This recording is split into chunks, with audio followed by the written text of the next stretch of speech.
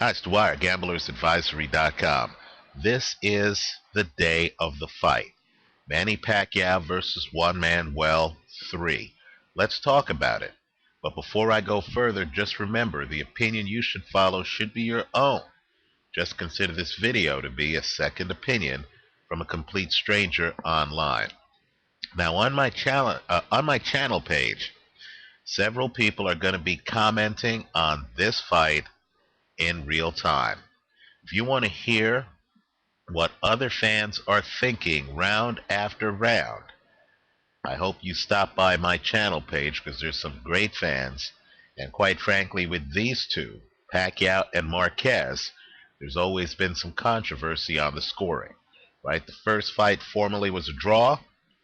Pacquiao supporters will talk about how their guy should have gotten a 10-6 in the first round and how their guy should have gotten a narrow victory. Right? Marquez supporters will tell you that after Marquez got off the canvas, he beat Pacquiao by such a wide margin that one judge had him winning that fight by 5 rounds. Of course, the second fight is the real infamous fight. Nacho Beristain and Marquez believe that Marquez won that fight by 3 rounds or more. And of course, the judges gave Pacquiao a split decision. So this is going to be contentious. Here are my keys to the fight. First, I want everyone to look at 2 fights. The first is the first fight between Juan Manuel Marquez and Juan Diaz. Right? In that fight, you're going to see an adaptive, reactive fighter. Understand, these fighters run polar ends of the spectrum. You're going to see Marquez literally during a fight with a guy on him in an attack that's more sustained than a Manny Pacquiao attack. Right? Understand, Baby Bull, Juan Diaz, when he came in, he was on you. There's no breathing room. There's no break. There's no cushion, spacing-wise, between you and the Baby Bull. He was on you. He was in your face, right? The pressure wasn't intermittent. He's not backing out to reset to throw a straight left hand. No, he was on you, smothering you, right? Baby Bull, in many ways, is like those fighters that we accuse of being headbutters because they're so good inside. Timothy Bradley, Andre Ward, right? You know the group I'm talking about, right? And against that fire, you're going to see Marquez, who is very calm, very analytical, right? Figures out the punches after the fight starts.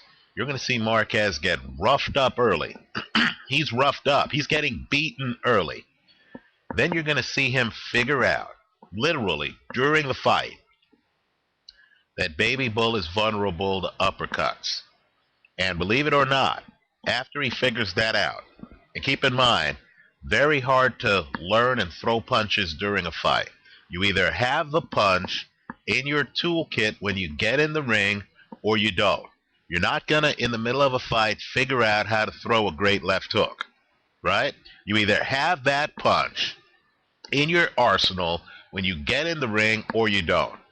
During the fight, you're going to see Marquez start throwing uppercuts with both hands.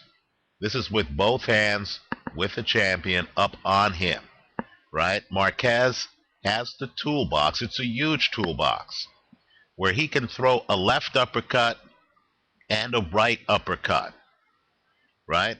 The next fight I want you to look at, and these are all on YouTube. This is what I've been looking at, is Manny Pacquiao against Joshua Clottey. That's the closest fight I have come up with where Manny Pacquiao stays inside for a sustained period of time. And what you're going to see in that fight is Clottey, who can't really clinch Pacquiao, right? Clottey has a closed defense. He has his hands up. He's bent over somewhat. Very defensive stance. But what you're going to see is Clottey who is a pure counterpuncher, times and repeatedly lands an uppercut inside on Manny Pacquiao, right? He's figured out where Pacquiao's going to be. When Pacquiao comes inside, Clottey has that uppercut timed. And what you're going to see in that fight is Manny Pacquiao makes no adjustments, right? There is a reason why fighters, forget what I say, I'm talking about fighters in the game, right? Elite fighters, Sergio Martinez, Juan Manuel Marquez. There's a reason why when elite fighters are asked who wins, Pacquiao or Mayweather, you'll hear these guys say they're going with Mayweather because Mayweather is adaptive, reactive, does more things in the ring.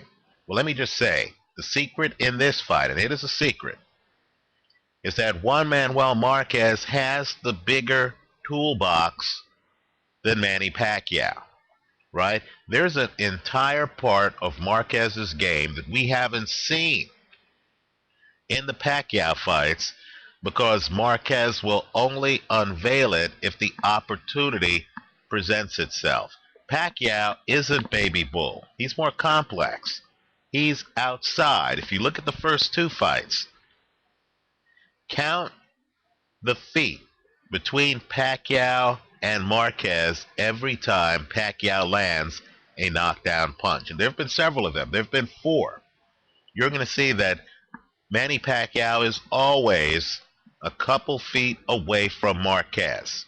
He's not on him like Baby Bull, right? Manny Pacquiao's not going to be accused of being a headbutter like Timothy Bradley because he's not inside on a sustained basis like a Bradley or an Evander Holyfield against Mike Tyson, right? So the first thing to look at in this fight is the spacing, right? Figure it out. If Manny Pacquiao has a cushion, 2 feet, and he's able to stay away from Marquez, who doesn't have his hand speed, his foot speed, or his power, if he's able to stay 2 feet away from Marquez and throw and land that left hand, it's a straight left, from distance, right? Pacquiao can deliver great power from distance. If he's able to dictate the fight with a cushion of 2 feet and land that straight left, this fight is over. Manny Pacquiao's going to dominate, probably gets an early knockout, especially if that straight left is landing. But if he makes the mistake of coming inside and thinking that he can smother Juan Manuel Marquez, if he makes the mistake of trying to fight a Juan Diaz fight against Juan Manuel Marquez, then you're going to see punches you haven't even seen in the first 2 fights, right? Because Marquez is adaptive reactive.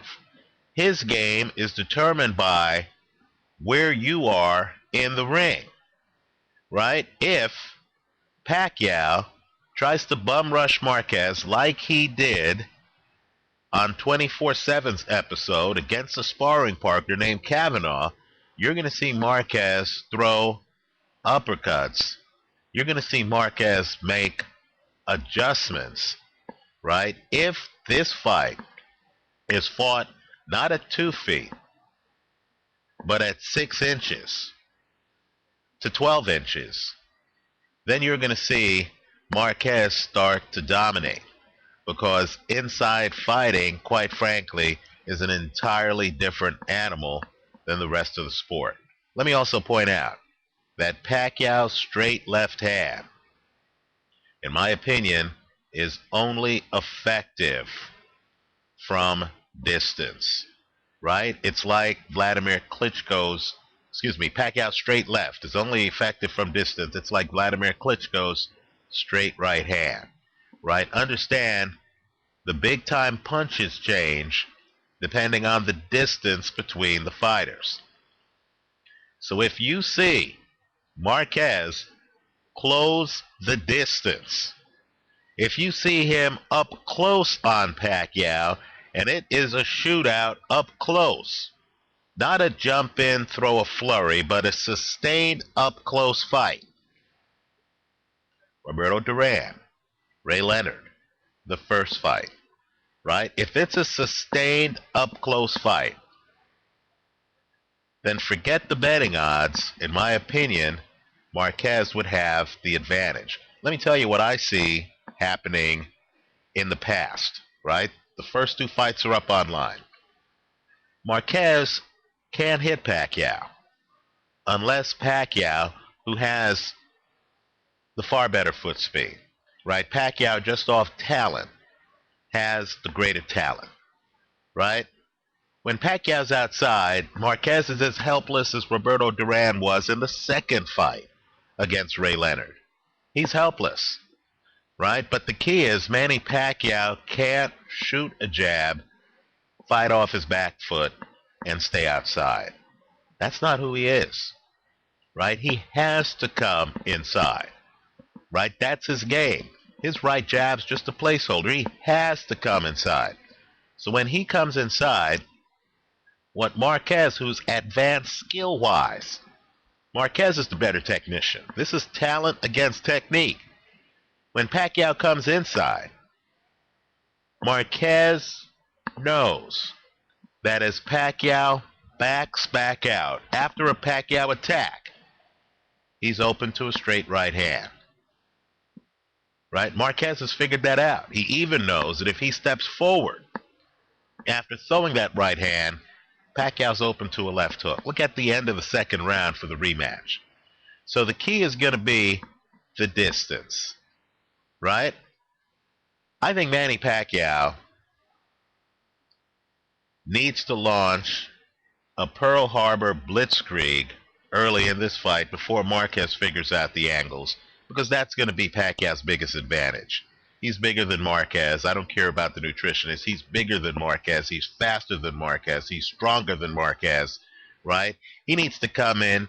He needs to get inside, launch an attack where he's best. And you saw it in the Oscar De La Hoya fight, is when he hurts you, right? He throws a straight left hand. You're hurt. You're dazed, confused. Then he's going to jump inside. Then he has to try to finish Marquez, right? That's where he's going to have a big advantage. That's the first 4 rounds. But if we get to fighting, if we get to cramping, which has happened to Pacquiao his last few fights, if Marquez closes that distance, Manny Pacquiao's straight left is not going to be that effective, right? His right hook isn't that effective. He's still predominantly the one-handed fighter who lost the first fight to Eric Morales, right? So once we survive the blitzkrieg, once that cushion, that 2 feet between the fighters starts to get smaller and smaller, right? That's when I believe technique takes over. That's when you're going to see Marquez do some damage. So other than the spacing, what I want you to focus on are the punches the guys are throwing. If Manny Pacquiao is throwing a straight left hand, he needs 2 feet, right? If Juan Manuel Marquez is able to land his counter straight right hand and then is able to land, this is the money punch, his left hook. If you see Marquez landing his left hook, you're going to know that he feels that he has Manny Pacquiao timed. And let me go one step further. If the fight evolves to where you start to see the uppercuts, and we haven't seen them, the uppercuts that Marquez threw against Juan Diaz in the first fight, then you'll know Marquez is all in. And for him, the ending of the fight is a formality. He feels he has Pacquiao timed to the point where he can get close enough to throw an entire array of punches from his toolbox that we haven't seen yet. So look at the distance between the fighters. The further away Pacquiao is from Marquez, the more the fight favors Pacquiao. right? Look at the distance, then look at the punches they're throwing. If Manny Pacquiao's able to land repeatedly that straight left hand, if he's landing that repeatedly, I don't care what else is happening in the fight. It's his fight, right? But if that straight left gets blocked and you start to see Marquez's counter straight right hand, and then you start to see Marquez's left hook, this fight's up for grabs. And if you start to see Marquez's uppercut, then the fight's no longer up for grabs. Then the fight's in Marquez's corner. Let me know what you think. Leave your comments for me here on YouTube. Visit us at gamblersadvisory.com. Let me also make another point. It's important. Because Manny Pacquiao needs 2 feet to land his straight left hand, and because he himself doesn't throw, a lot of uppercuts, and he's not a guy who gets inside, stays inside. He's not Andre Ward against Alan Green. He's not Mike Tyson. He's not Rocky Marciano. These are guys who could get inside, and while they're close to you, throw explosive punches, right? Rocky Marciano, his punch could go 6 inches, and you wouldn't know what hit you, right? That's not Manny Pacquiao. He doesn't have that kind of punching power from in close. He does from 2 feet. He doesn't from in close. The problem is no one can get close to him because he has some of the fastest feet in boxing. So look at the distance, because you'll notice that Marquez closed the distance somewhat, especially in their second fight, in the later rounds of their fights. That's Marquez's strength, right? And Manny Pacquiao, while he likes to operate from 2 feet, he doesn't have the Ali, the Larry Holmes, the Vladimir Klitschko jab to, keep you 2 feet away. He relies on his feet for defense. He's not Duran, where you throw the punches and he's knocking the punch away. Rather, what he does, what Freddie Roach fighters do in general, is they use their feet to jump outside, right? And so Manny Pacquiao is most dangerous from 2 feet away. I believe Juan Manuel Marquez is the more dangerous fighter from, let's say, 6 inches to 1 foot. So take a look at the distance, take a look at the punches, right? And all I'm saying is an argument can be made. Marquez's money punch, I know he's an orthodox fighter, but his money punch seems to me to be that left hook. He hits Pacquiao with it at the end of the second round of the rematch, right? If you see him landing that left hook, then you'll know it's a Marquez fight. If you see Pacquiao repeatedly landing that straight left hand, then you'll know it's a Pacquiao fight, right? If they're 2 feet away, it's Pacquiao. If they're in close, especially if Marquez is throwing the kind of uppercut that Joshua Clottey threw against Pacquiao, then you'll know it's a Marquez fight. It's all about positions. It's all about which punches are being thrown, which are being landed. And you'll know that this fight is in a different zone than the first 2. If, Manny Pacquiao is able to do something different than the first 2 fights. Land a right hand with regularity, for example. That'd be a change. If he comes inside and tries to stay inside, instead of being 2 feet away at all times, like he was in the first round of the first fight, even when he has Marquez hurt, he's always keeping a cushion. If he does away with the cushion, which I think would be bad for him, but if he tries to come in and stay inside, then you'll know that strategically he's trying something new. Let me know what you think. Leave your comments for me here on YouTube. Enjoy the fight. I hope you stop by my channel page for live round-by-round scoring by some of the best sports fans online. Thanks for watching.